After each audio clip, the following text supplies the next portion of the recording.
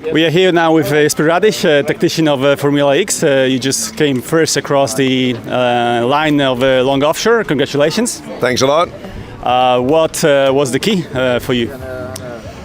You know, it was a race with a lot of different wind speeds, quite a few corners to turn, and then some big decisions. And actually, we had a little bit of a nerve-wracking, very, very big split in the fleet.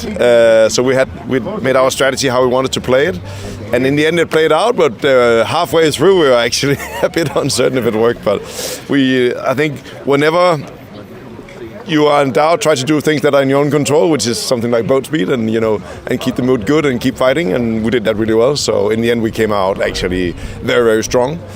At the end, we had a complete shutdown of the breeze, and we went from being very far ahead to being only a little bit ahead, but in the end, it was enough, so we won.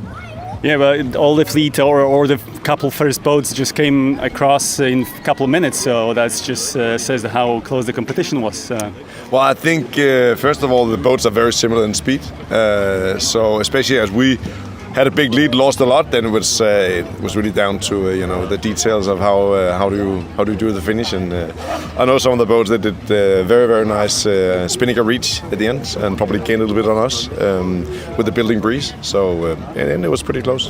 What do you think was the most challenging part, or the biggest challenge during that race? I think for us it was the fact that with the big lead we had, we actually set into a little bit different weather system where the wind completely disappeared. So we went from doing 12-14 knots to 0. At the same time, the fleet was doing 12-14 knots coming at us. And that was not easy, because you have to decide, you have to accept that you're going to lose some meters, some of your advantage, and then you have to decide what's the best way of, let's say, maintaining the lead. So that was difficult.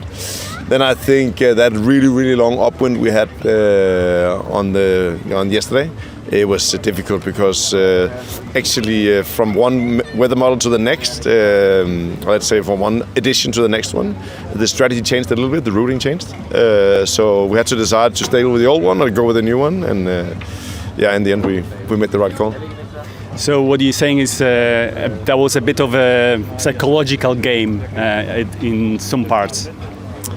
I think within the team, for sure, there was a bit of psychology on how are you ready to take the risk of changing your plan strategy, because suddenly there's new info coming. And then for sure, versus the fleet, there's a lot of risk to leave the fleet. We saw Wind Whisperer, who is like a multiple world champion, as the biggest opponent, and especially as we're leading them, we thought we'd follow them. Unfortunately, the rest of half the fleet went completely the other direction, so you can't cover a full fleet. You have to make your own call, and there's a bit of psychology to being strong in your mind when you make that call. Okay, congratulations again. Thank you.